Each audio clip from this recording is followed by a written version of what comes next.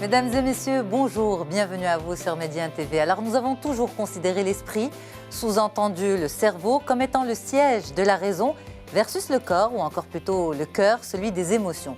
Aujourd'hui, les scientifiques sont passés d'une vision achromatique, à savoir en noir et blanc, à une vision arc-en-ciel, haute en couleurs, où tout se joue. Cerveau, émotions, raison et sentiments. Le cerveau au cœur de nos émotions, c'est notre sujet du jour. À tout de suite pour les détails.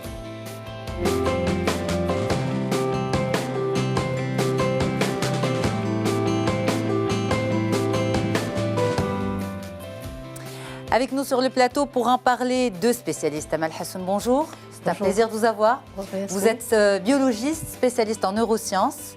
Et à vos côtés, Stéphanie Francom, bonjour. Bonjour. Vous êtes neuropsychologue. Oui. Merci beaucoup, mesdames, d'être là.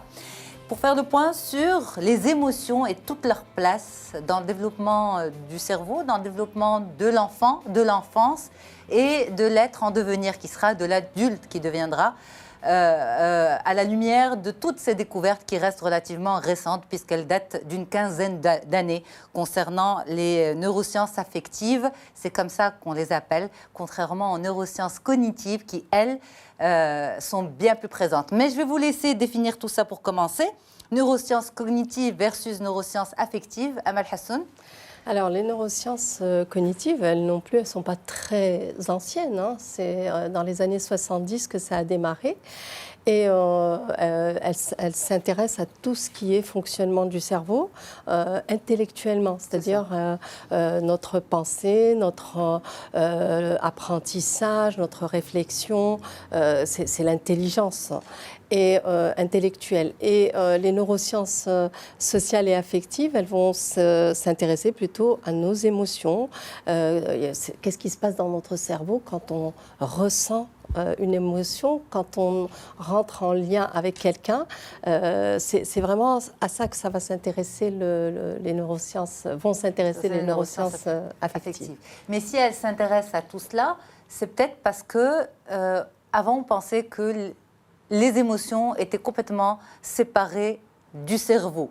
Le cerveau, c'est la réflexion, l'intelligence, le cognitif, mais l'affectif, c'est de l'ordre, on va dire, de ce qui se passe au niveau du cœur, du ressenti. Ce n'est pas vraiment scientifique, on ne peut pas vraiment le mesurer. Or, les neurosciences affectives sont venues mesurer scientifiquement, avec de l'imagerie, ce qui se passe au niveau du cerveau lorsqu'on ressent une émotion. C'est bien ça, Stéphanie ? Oui, effectivement, en fait, les techniques d'imagerie médicale ont permis en fait d'observer le cerveau, et plus précisément les zones qui sont impliquées en fait dans les émotions, à savoir le cortex préfrontal, le cortex orbitofrontal, l'amygdale et l'hippocampe.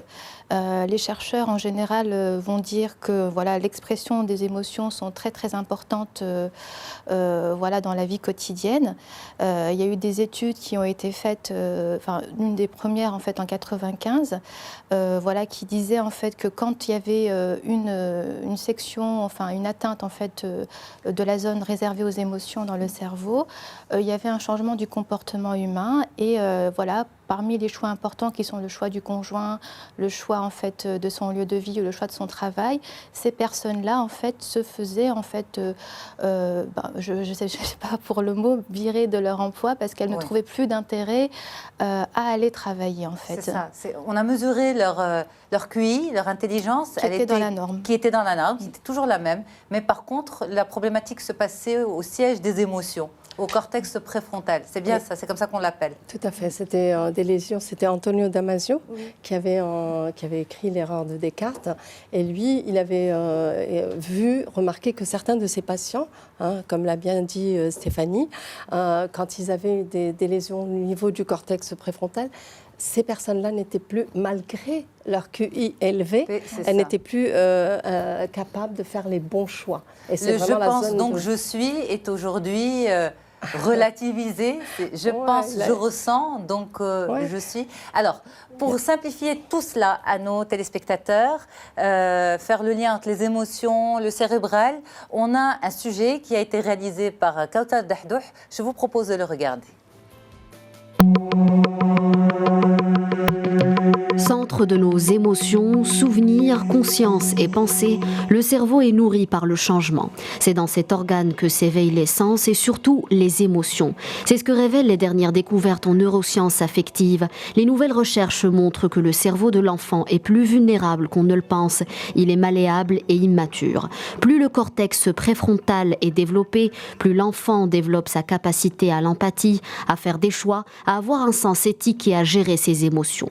L'hippocampe, une partie du cerveau localisée dans le lobe temporal, occupe une place centrale dans l'apprentissage et la mémoire. Le fait de soutenir et d'encourager les enfants dès le plus jeune âge dope la croissance de l'hippocampe. Tout ce que l'enfant vit, y compris pendant la période intra-utérine, modifie le cerveau sur ses fonctions cognitives, donc l'apprentissage, la mémoire, la réflexion et l'affectif. Le cerveau de l'adulte est également modifiable. C'est ce que les chercheurs appellent la plasticité.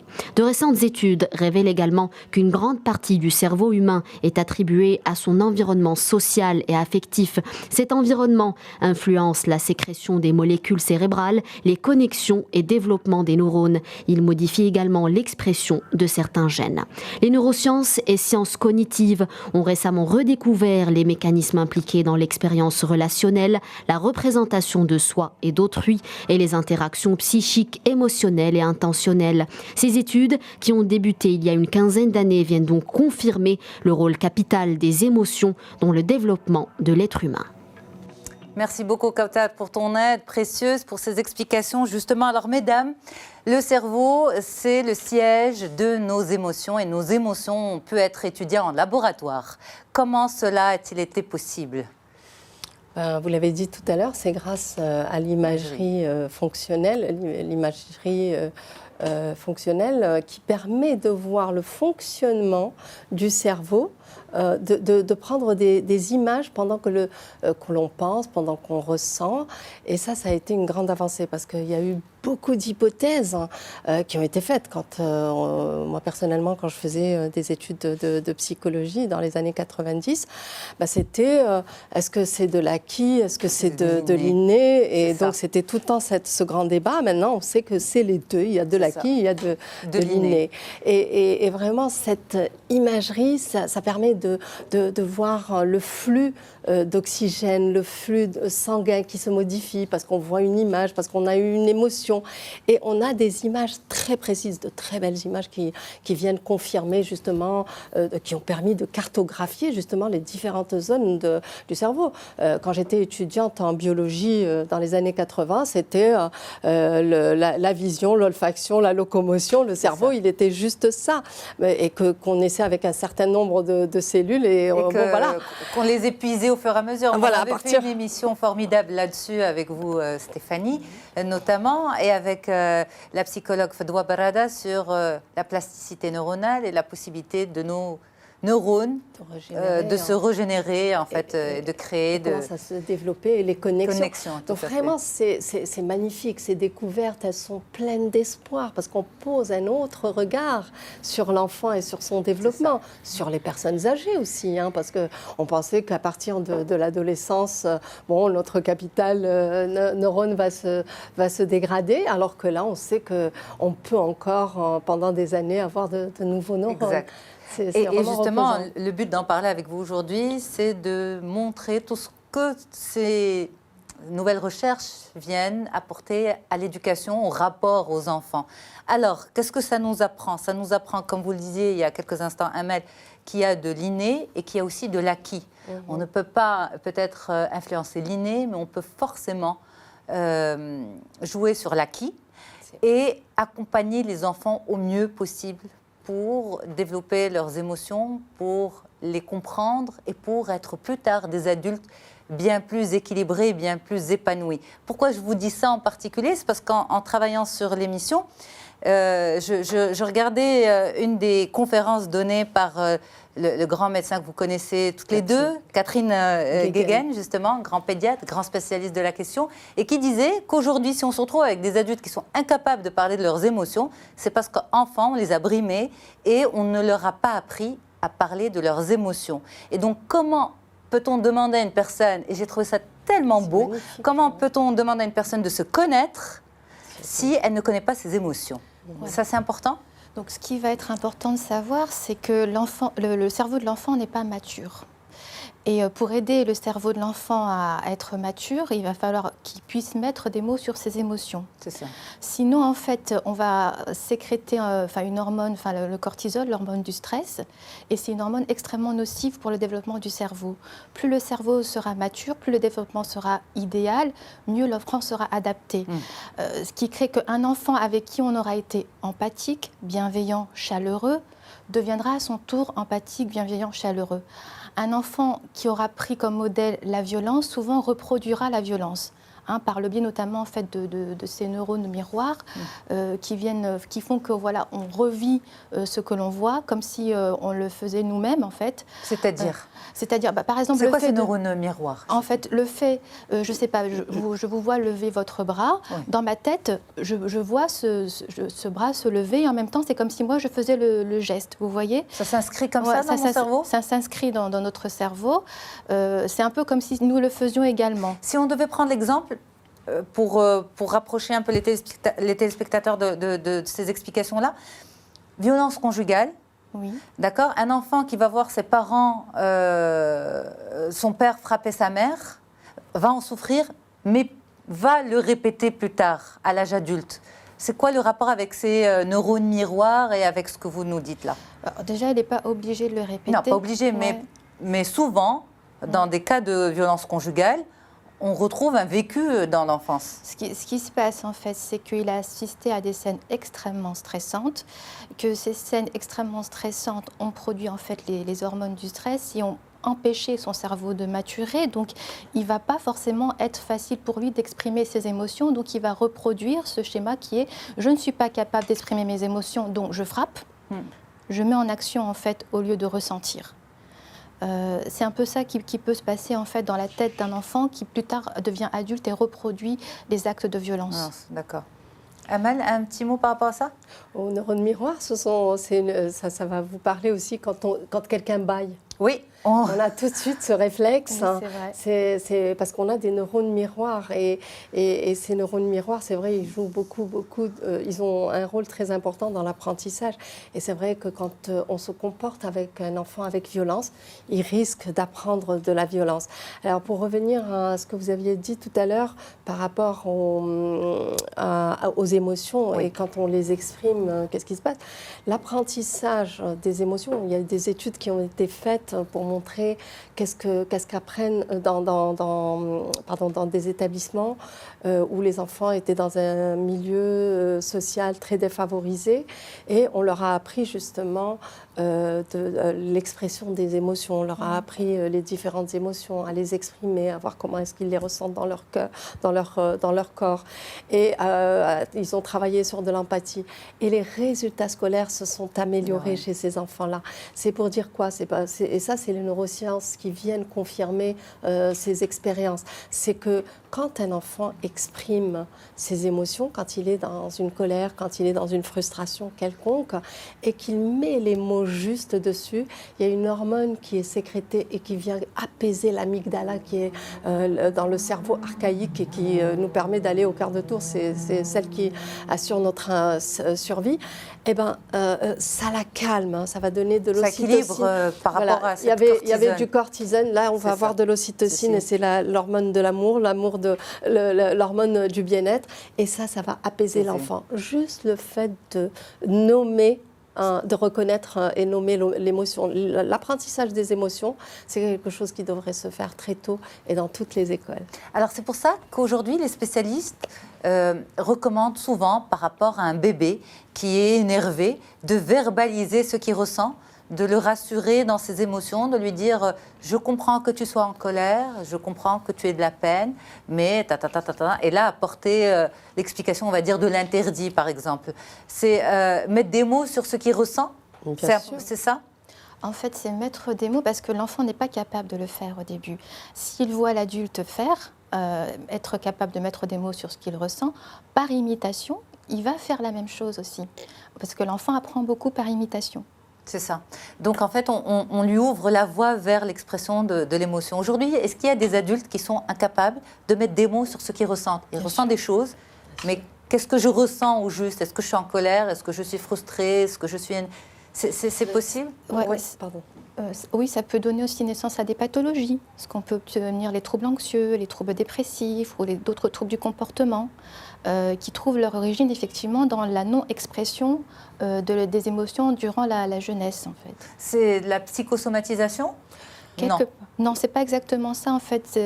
C'est comme s'il avait intériorisé le fait de ne pas savoir exprimer ses émotions, donc il ne sait pas mettre des mots dessus, donc c'est resté comme un ancrage dans son cerveau, et plus tard ça se traduit par peut-être un trouble du comportement, ça peut même aller jusqu'à être antisocial, avoir des comportements, on va dire, que connaissent...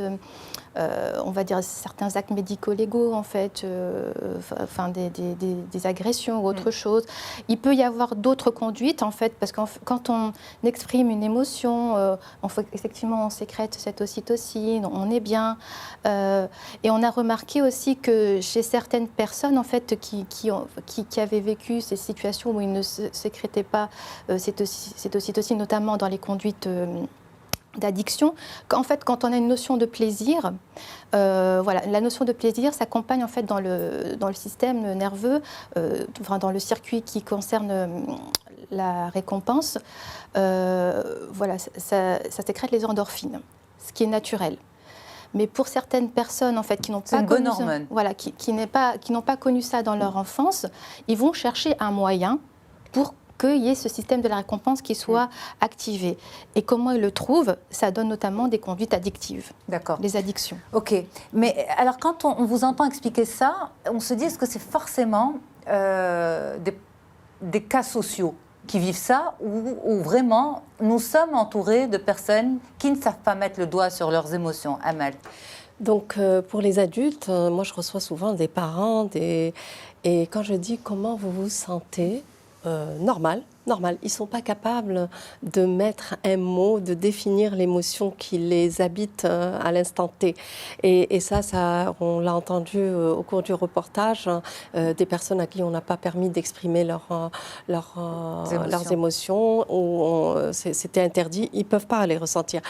Et c'est grâce à une partie du cerveau, et ça, c'est les neurosciences qui viennent justement nous confirmer tout ce qui a été émis comme hypothèse avant par les différents comment dire, par les psys, par les psychiatres, etc., c'est que la zone préfrontale, qui est une zone où nous avons nos capacités à faire des choix, à raisonner, à planifier, à être empathique, c'est cette partie qui se développe en dernier chez l'humain. Cette partie-là, si elle n'est pas accompagnée pendant l'enfance, on se retrouve avec des adultes qui manquent d'empathie, qui sont dans cette froideur, dans cette violence, qui ne sont pas capables d'exprimer ce qui se passe en eux. Mais ce n'est pas forcément des cas sociaux, ce n'est pas des gens forcément qui ont connu de grands drames dans leur vie. C'est pas ça. Non, on a bien montré que, vous savez, les humiliations verbales, il y a une étude qui avait été faite qui ont montré pour chaque paquet de 100 personnes, par exemple en dépression, une personne sur deux, 50% de ces personnes-là, c'était des personnes qui avaient subi des humiliations verbales, sans parler de la grande violence. Bien sûr. Les deux tiers des alcooliques, c'était des personnes qui avaient subi ces violences. Les trois quarts des personnes qui se droguaient, c'était des personnes qui avaient subi des violences verbales, humiliations. Alors, pour qu'on rapproche encore plus les téléspectateurs de ce que nous sommes en train de dire, quand vous dites, vous les spécialistes, on n'a pas permis à une personne d'exprimer ses sentiments, à un enfant d'exprimer ses sentiments, ça passe par quoi? Ça passe notamment quand le petit pleure et qu'on dit « mais arrête de pleurer, tais-toi, c'est pas le moment de pleurer ». Le fait de brimer comme ça cette émotion, c'est ça, petit à petit, couche sur couche, qui va se superposer et qui va faire qu'une personne plus tard, ne va pas pouvoir exprimer ses émotions. C'est ça, c'est quand il pleure, par exemple, Oui. ne pas lui dire arrête de pleurer. Ça commence par des choses... C'est des gestes au quotidien. Et c'est tout petit, mais c'est vrai que nous, quand on ne connaît pas ces éclairages, quand on n'a pas ces éclairages, on pense que l'enfant, il fait du cinéma. Des caprices. Des caprices, etc. Et donc, on a besoin de l'éduquer. Bien sûr, mais c'est clair que des fois, on peut saturer, mais que ce ne soit pas le quotidien, que ce ne soit pas tout le temps. Parce que c'est vrai que quand on va du postulat qu'il faut le dresser, qu'il faut lui interdire, il faut que cet enfant il est en train de faire du chichi, on va se comporter d'une manière. Mais quand on sait que c'est son cerveau qui n'est pas encore mature, qui n'a pas encore atteint cette maturité, ben on va se comporter autrement. On va lui expliquer, on va pas le brimer à tous les coups. Vous voyez, c'est ça la différence. Et en fait, mais comment savoir que mon enfant, que c'est cette immaturité, ce manque de maturité de son cerveau qui prend le dessus, et non pas un caprice? En fait, on va se dire que ça mature vers 5-7 ans. Avant ça, l'enfant n'est pas capable, c'est pas qu'il ne veut pas, mais il n'est pas capable en fait d'exprimer correctement ses émotions. Vers 5-7 ans, il va, si dans son enfance, sa petite enfance, on lui a facilité l'expression des émotions, lui-même pourra commencer à être empathique, à avoir des facultés de jugement. D'accord. Donc c'est aussi une question d'âge. D'âge et d'accompagnement. Oui, c'est ça. Les deux. Les deux, exactement. C'est les deux. Alors, tout ça, c'est pour aller vers quoi? C'est pour aller vers l'accompagnement de ces enfants, donc à la maison, mais aussi à l'école. Et vous, Amal Hassoun, vous travaillez étroitement avec des petits élèves et des plus grands aussi. Oui, collégiens. Donc, des collégiens, exactement. Qu'est-ce que les enseignants devraient mettre en place dans les classes pour veiller à ce développement affectif de leurs élèves et des enfants qui sont avant tout? C'est vrai que quand un enseignant comprend que c'est un enfant qui est en train de maturer et qu'il a besoin du cerveau préfrontal de l'adulte pour acquérir justement cette maturité, parce que le cerveau de l'enfant ne va mûrir, ne va arriver à maturité que s'il a un cerveau préfrontal de son papa, de sa maman, de son enseignant, qui est équipé. Alors, si l'enseignant comprend cela, ça lui donne une mission importante. Il sait qu'il a un rôle très important à jouer, qu'il n'est pas là juste à brimer l'enfant et je vais pas dire dresser, mais à l'empêcher de déborder, mais il va lui apprendre... Et à gaver intellectuellement. Voilà, et à gaver intellectuellement, mais il va aussi lui apprendre que quand on ressent quelque chose, encore faut-il que lui-même, l'enseignant, ait cette capacité de ressentir et d'être dans cette empathie. Donc, une fois qu'il a compris cela, il pourrait avoir un temps de pause. Quand lui s'est énervé, il va se calmer, il va attendre pour reprendre la discussion et comprendre, par exemple, quand on ne résout pas le problème sur le champ, que ce n'est pas du laxisme, c'est juste on attend que les cerveaux se refroidissent et que les cerveaux se reconnectent. Vous voyez? Donc c'est le regard que porterait l'enseignant qui sait que le cerveau n'est pas encore arrivé à maturité et que le cerveau jusqu'à 25 ans n'est pas encore complètement mature, eh ben ça donne quand même une aisance pour l'enseignant et un regard différent, et une un regard bienveillant et empathique. Je laisse votre idée juste après la pause. Oui. On fait une courte pause et on revient avec beaucoup d'empathie, Stéphanie. À tout de suite. Allez, de retour sur Média TV pour cette thématique qui concerne les neurosciences affectives ou comment nos émotions sont au cœur de notre cerveau et comment cela peut nous aider à nous développer, à nous améliorer, surtout à accompagner nos enfants à être sereins à tout âge. Alors on en parle avec deux spécialistes, Amal Hassoun et Stéphanie Francom. Mesdames, on parlait du rôle des enseignants avec les enfants, avec les élèves. Et Stéphanie, on gardait votre idée pour après la pause. À vous, la parole. Très bien. Donc moi, je voulais juste rajouter, effectivement, si l'enseignant est lui-même dans cette relation d'empathie, d'apaisement, de bienveillance, il peut transmettre ça aux enfants, aux élèves, et ça donne de bons résultats en termes d'éducation, en fait. Et il y a une autre notion qui est importante, en fait, c'est l'importance du jeu. Donc on dit beaucoup qu'il y a du cognitif, de l'intellectuel dans les apprentissages, mais il ne faut pas négliger l'importance du jeu. L'importance du jeu, le jeu permet aussi au cerveau de maturer, d'être multiplier les expériences de plaisir et ça c'est extrêmement important pour aider l'enfant à grandir. À tout âge, jouer ou on va dire le jeu a vraiment une place jusqu'à un âge particulier? Non, à tout âge, on À a tout besoin âge, de loisirs. pourquoi pas? Exactement. Alors, Amel Hassoun, si on devait aider ses parents à accompagner leurs enfants dans le développement de ce cerveau, ça passerait par quoi? On a donné une petite info tout à l'heure, verbaliser les émotions des enfants, des tout petits, mettre des mots dessus lorsqu'ils sont incapables encore de les exprimer, ne pas dire arrête de pleurer, parce que c'est l'empêcher de ressentir et de laisser s'exprimer cette colère, cette tristesse, mais quoi d'autre? Il est très important de savoir que le cerveau de notre enfant, on l'a dit tout à l'heure, il n'est pas encore complètement mature et il est tout à fait plastique. Tout à l'heure, on a parlé de l'inné et de l'acquis, ça veut dire que nous, parents, on a un rôle important et fondamental. Et le regard que l'on porte sur l'enfant va être fondamental sur son développement. C'est-à-dire que quand on pense qu'un enfant est mauvais, il est indiscipliné, etc., ben on va avoir un comportement qui va induire chez lui qui va ressortir ce qu'il y a de mauvais chez l'enfant, je vais dire.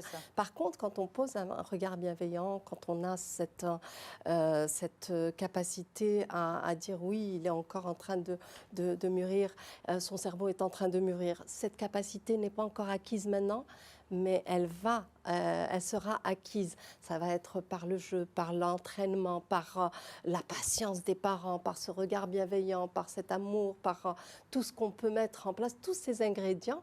Et on sait que ça va marcher, parce que ça ne peut que marcher.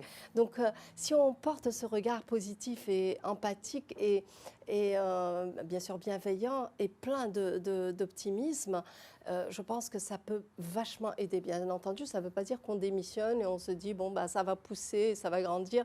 Non, ils ont besoin de notre raison, et ils ont besoin de notre sagesse, ils ont besoin de notre empathie, ils ont besoin de toutes ces belles choses, cette belle maturité que nous avons acquise et que nous pouvons leur transmettre. Donc vraiment, gardons ce regard positif sur l'enfant. Ça donne beaucoup d'élan et beaucoup d'optimisme aux parents pour éduquer leurs enfants. Alors, pour les parents qui n'ont pas eu la chance de se connecter avec leurs émotions, donc c'est des adultes aujourd'hui et ce sont des parents donc, qui doivent accompagner des enfants.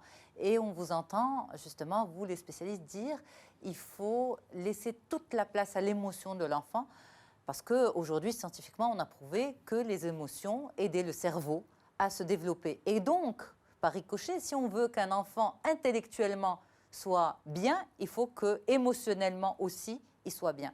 Mais ces adultes d'aujourd'hui ne savent pas faire parce qu'ils n'ont pas vécu ça, ils n'ont pas connu ça, ils ne savent eux-mêmes pas mettre des mots sur leurs émotions.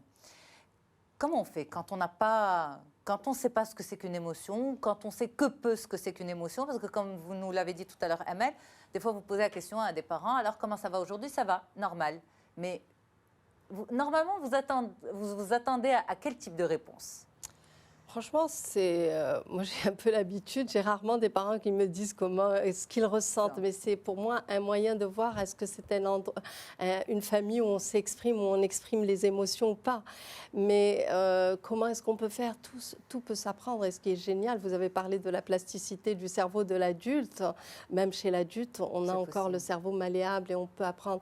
Il suffit de le vouloir et de savoir que c'est encore possible. C'est vrai que quand on sait quand on pense que, parce qu'il y a eu des croyances pendant très longtemps que le cerveau était figé et au contraire il se dégradait et donc ça c'est pessimiste comme vision, alors que lorsqu'on sait qu'on peut toujours apprendre, qu'on peut toujours évoluer, il n'y a pas que l'enfant mais nous aussi, d'ailleurs nos enfants ils sont là pour nous élever aussi et donc et savoir que le cerveau de l'adulte aussi plus il est dans de bonnes conditions et quand on est en bonne relation avec son enfant on a des belles conditions et donc il y a des fontaines de jouvence au niveau du cerveau qui vont rajeunir notre cerveau, qui vont donner de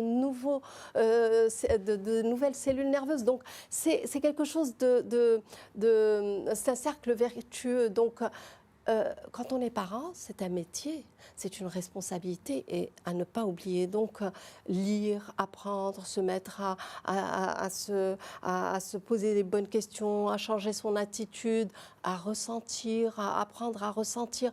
Il n'y a aucun mal. Au contraire, c'est une nouvelle vie. Ce n'est pas parce qu'on a quitté les bancs de l'école que tout est réglé, qu'on a un métier. Exact. Stéphanie, ce qu'il faut savoir, c'est que l'émotion, elle n'est ni bonne ni mauvaise. Elle s'exprime. Il faut savoir l'accueillir. Après, il y a des techniques. Il y a la communication non violente pour verbaliser positivement.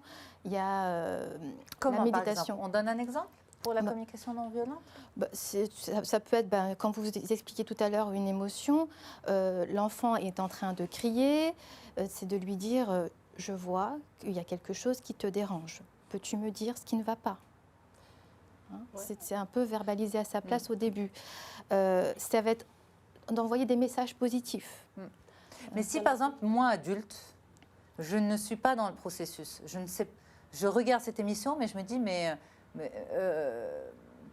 très bien, je pense que j'exprime parfaitement mes émotions. Je suis adulte, j'évolue dans la vie, et donc pour moi, eh bien, ce qu'on me dit là, c'est pas... moi, j'aimerais bien dire à ses parents de prendre une feuille et d'écrire toutes les émotions qu'ils connaissent. C'est ça. Mais au fur et à mesure, j'entends ces spécialistes parler et je me dis, mais ça serait bien que je me pose des questions, ça serait bien que je me connecte avec moi-même.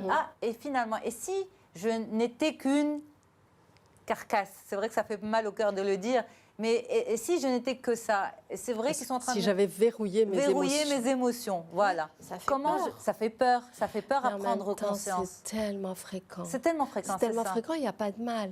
Il n'y a pas de mal à prendre conscience qu'on avait verrouillé et qu'on déverrouille tout doucement. Mais comment on déverrouille Stéphanie a parlé de la communication non violente. Ce sont des ateliers formidables pour apprendre à exprimer ses émotions.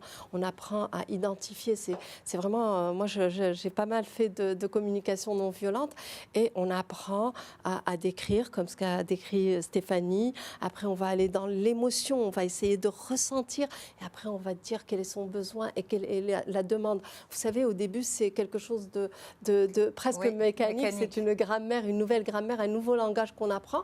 Mais c'est tellement enrichissant. Au début, c'est pas très naturel, mais ça fait tellement de bien. Ça ouvre tellement de vannes, tellement de canaux pour communiquer avec ses enfants, avec son conjoint, dans son travail. C'est tellement merveilleux. Moi, je suis fan. C'est apaisant, exactement. Se connecter avec ça. On avait fait une émission sur la CNV, c'est comme ça que vous l'appelez, la communication non violente. Et c'est vrai que, comme vous dites, au départ, on a l'impression que c'est mécanique. Très bien, je dois réfléchir à ça, ensuite passer à cette étape. Mais les spécialistes nous disaient sur le plateau, c'est un entraînement à avoir. Tout à fait. Et puis, au bout d'un moment, ça devient automatique. Pour l'avoir vécu, et je témoigne, moi j'ai fait pas mal d'ateliers en communication non violente et j'ai fait beaucoup de pratiques. Au début, on se dit, ça passe par la tête, c'est où que ça se trouve? Et c'est vrai, et pourtant, moi les émotions, je les connaissais et ça a été une autre façon d'apprendre à communiquer sur mes émotions. Je les ressentais, oui, mais les communiquer et les dire, c'est autre chose. Et ça fait beaucoup de bien au cerveau. C'est plus, tu m'as fait, c'est ta faute. On passe plus par ce canal-là. Bien sûr. Je ressens. On ne dit plus le tu qui tue. Exact. L'émotion, c'est quelque chose d'envahissant, c'est quelque chose qui nous dépasse. Donc, c'est pas forcément facile de mettre des mots dessus. C'est quelque chose qui fait extrêmement peur. Quand vous voyez des gens en thérapie qui viennent pour se reconnecter avec leurs émotions, ça fait peur. C'est pas quelque chose qu'on contrôle. C'est pas comme un petit peu l'intellect où c'est facile de mettre des mots dessus. Donc ça peut faire peur. Comme disait le docteur, on peut agir à tout âge. On peut apprendre par le biais de la communication non violente, par le biais de la méditation, à se reconnecter avec son corps, avec son ressenti, ses émotions et être en adéquation un petit peu avec nos besoins, ce que l'on aime. Mais ce que vous dites là, se reconnecter avec ses émotions, je sais parce que certaines personnes, eh bien, cette tendance de se connecter avec ses émotions, ça les fait un peu sourire. Ils se disent oui, c'est quelque chose à la mode, on nous gave avec se connecter avec ses émotions. Mais il faudrait peut-être convaincre les plus réticents. C'est important de les convaincre. Mais c'est clair que s'il y a ces vagues de développement personnel, tout ça, ça vient justement des neurosciences, parce qu'on a pu dire justement que les émotions, c'est dans la tête et que ce n'est pas quelque chose de complètement abstrait. Ça existe et qu'il y a des cerveaux. Ça rassure les gens parce que c'est scientifique. Donc, on n'est pas en train de raconter des choses... c'est vrai que... on n'est pas en train de raconter des choses dans l'abstrait. Dans l'abstrait. C'est vrai qu'un sentiment, c'est abstrait, mais scientifiquement, maintenant, on a une zone qui s'allume dans le cerveau. Ben, c'est plus concret, on ne peut pas avoir. Donc, scientifiquement, c'est démontré. Et puis, pour moi, les adultes, c'est vrai que c'est tout un apprentissage et ça va dépendre de l'adulte. Mais pour les enfants et dans les écoles, dans mon établissement, on fait les ateliers pour développer les compétences socio-émotionnelles.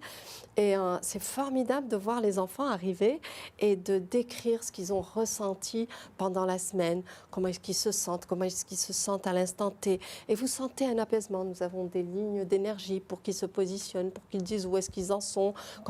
Et ça veut dire qu'ils se mettent à l'écoute de leur corps, ils se mettent à l'écoute d'eux-mêmes et ça favorise la connaissance de soi. Et ça rejoint un petit peu ce qui se passe à la maison, chez eux ?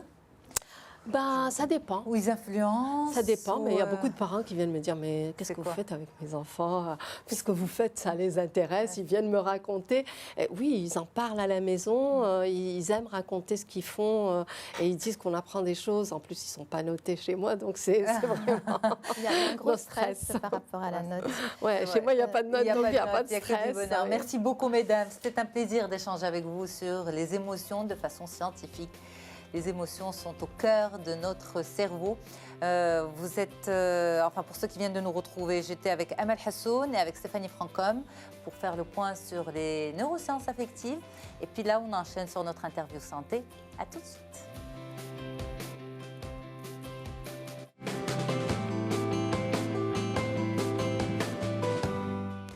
Nous sommes sur Médien TV et place à notre interview santé. Nous allons nous occuper de la douleur de l'arthrose. L'arthrose, lorsqu'elle s'installe, elle est souvent, voire toujours accompagnée d'une forte douleur. Et c'est ça, véritablement, qui pose le plus de problèmes aux patients qui en souffrent. Comment gérer cette douleur et peut-on la dompter complètement? On fait le point avec vous, Dr Najat Yattefti. Vous êtes rhumatologue. Merci. Bonjour d'être là. C'est un plaisir. Merci, docteur. Alors, je précise, Dr Najat Yattefti. Je vais réussir à bien le prononcer. Oui, c'est bon.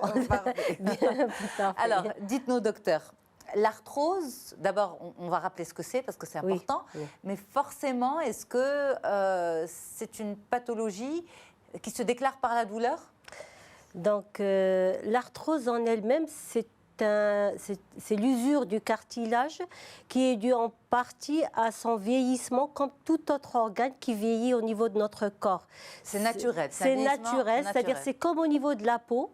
Quand il y a un vieillissement, il y a l'installation des rides au niveau de la peau. Au niveau du cartilage, il y a cet effet de sécheresse de ce cartilage, du fait qu'il y a ce lubrifiant qui va diminuer et on aura un cartilage moins souple, on aura un cartilage plus dur et plus ferme, ce qui va entraîner son usure et systématiquement l'installation de cette arthrose. Et quand il y a l'installation de cette arthrose, systématiquement, il y a cette douleur. Et c'est cette douleur qui gêne les malades, c'est elle qui amène le plus souvent à consulter.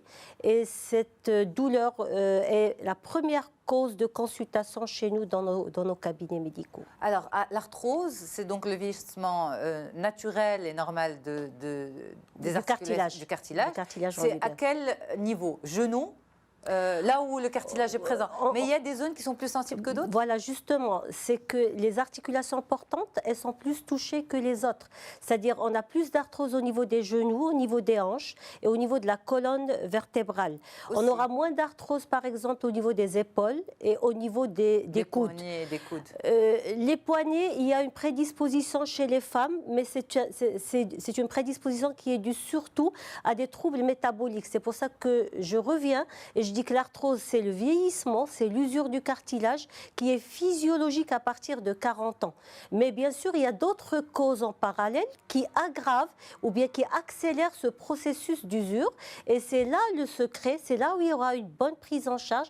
C'est-à-dire quand on a un patient qui vient parce qu'il a une arthrose, qu'on a diagnostiqué une arthrose et que lui, il vient en fin de compte pour la douleur pour la raideur, pour la gêne fonctionnelle d'une articulation qui est touchée. Raideur également? Certainement, quand il y a cette usure du cartilage et diminution de ce lubrifiant qui est très important au niveau de la mobilité de l'articulation, systématiquement, il y a l'installation de cette raideur qui va entraîner une impotence fonctionnelle systématique et qui va se répercuter systématiquement sur la vie quotidienne du patient. Donc, il aura plus de difficultés à se déplacer, il aura plus de difficultés à faire des gestes quotidiens anodins dont il était habitué à faire de façon facile. Donc, pardon de vous interrompre, c'est une maladie invalidante? Il ne faut pas la laisser jusqu'à ce qu'elle devienne invalidante. C'est ça ce qui est le plus important. Et c'est pour ça que je vous remercie de m'inviter. Parce que nous, l'arthrose, on la voit comme un drame, on la voit comme une catastrophe. On voit que c'est une évidence dont on ne peut pas se débarrasser. C'est-à-dire une conséquence inéluctable du vieillissement du cartilage.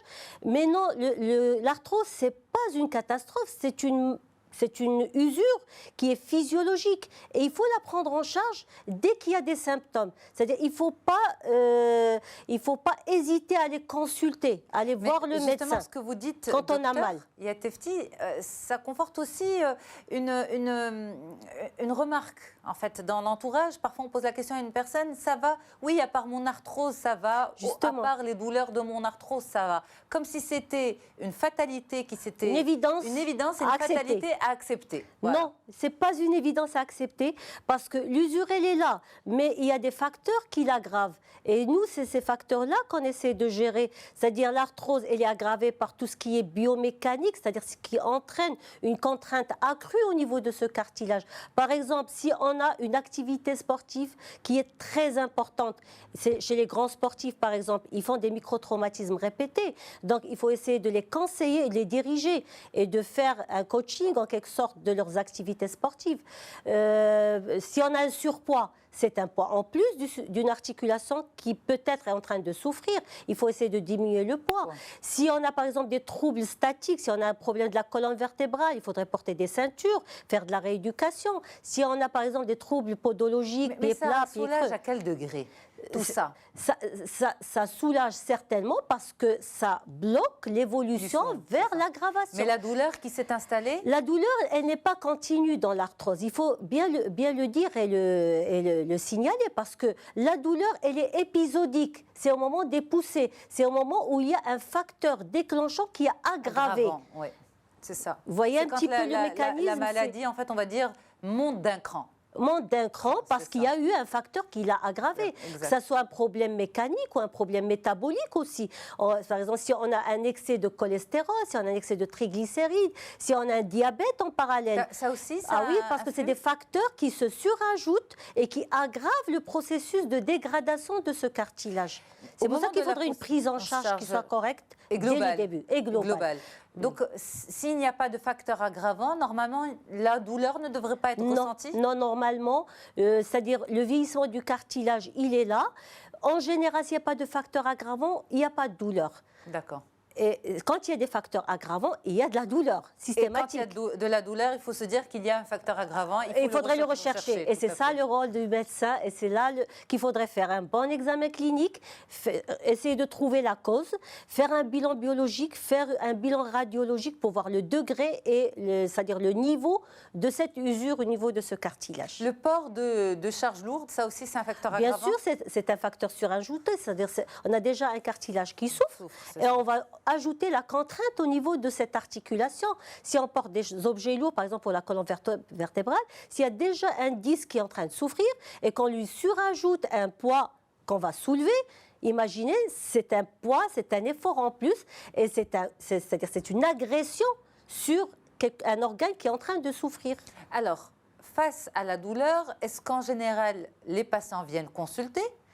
On leur a diagnostiqué une arthrose, par exemple. D'accord. Est-ce qu'ils viennent consulter ou ils font de la gestion de douleur par automédication? En général, c'est ce qui se passe et ce que je déconseille. C'est-à-dire, si on commence à avoir mal parce qu'on a de l'arthrose, il faut consulter. Parce que le médecin est mieux placé pour orienter le patient à mieux prendre en charge cette arthrose. Parce que cette prise en charge, en fin de compte, elle est multidisciplinaire. Il n'y a pas que nous, les médecins. Il y a aussi l'éducation du patient qui est très importante. Le patient ne peut pas s'auto-éduquer. Il faut essayer de l'orienter, de l'encadrer et lui expliquer qu'est-ce que c'est que cette arthrose et pourquoi elle s'est installée et pourquoi elle s'aggrave et pourquoi il y a des douleurs.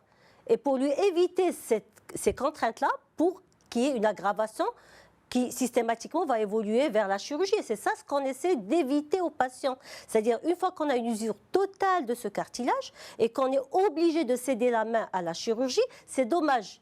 C'est-à-dire, les injections d'acide hyaluronique, c'est pour ça aussi? C'est pour traiter l'arthrose? Ça fait partie du traitement. C'est-à-dire, nous, on reçoit le patient, on l'examine, on recherche la cause et on donne des traitements avant, on donne des antalgiques pour diminuer la douleur, on donne des anti-inflammatoires quand il y a une inflammation, on donne des anti-arthrosiques à action lente, mais qui ont un effet, c'est-à-dire à long terme, c'est-à-dire on n'a pas un effet directement. C'est-à-dire après 3 mois de prise médicamenteuse, on commence un petit peu à sentir ce soulagement-là. On conseille aussi parfois certains médicaments autres. Parfois, quand il y a une poussée, on peut donner même des petites doses de corticoïdes pour, c'est-à-dire diminuer cette inflammation. Mais la viscosupplémentation, oui, c'est un bon traitement parce que ça remédie, ça rectifie en quelque sorte ce lubrifiant dont le cartilage a été privé. C'est pris en charge ou pas? C'est pris en charge, non. Malheureusement, on aurait bien aimé. C'est un bon traitement? C'est un bon traitement. Moi, je le conseille, je le fais, je le donne à mes patients. Malheureusement, il n'y a pas de prise en charge. Ça coûte un petit peu cher. Mais quand on le propose à nos patients et qu'ils le font, ça donne de bons résultats. Il ne faut pas hésiter à le faire. Est-ce que c'est quand même, de votre point de vue à vous en tant que médecin, une maladie qui est frustrante à prendre en charge par le médecin que vous êtes? Pourquoi? Parce qu'il y a cette douleur, on ne peut pas s'en débarrasser totalement, il faut un suivi, tous les traitements ne sont pas véritablement pris en charge, il ne faut pas abuser des anti-inflammatoires parce que c'est mauvais pour les reins. Enfin voilà, est-ce que c'est pas frustrant pour le médecin? Pourquoi ça va être frustrant? Parce qu'on n'arrive pas... On est là pour soulager les patients. Frustrant dans le sens où on n'arrive pas vraiment à éradiquer le mal. C'est-à-dire éradiquer, c'est comme les rides au niveau de la peau. Oui, on ne va pas les éradiquer, c'est vrai. D'accord, donc là, l'usure, elle est là. Ouais. Mais nous, on arrive à soigner, on arrive à soulager, on arrive à bloquer le processus évolutif vers la dégradation. Donc c'est déjà pas mal.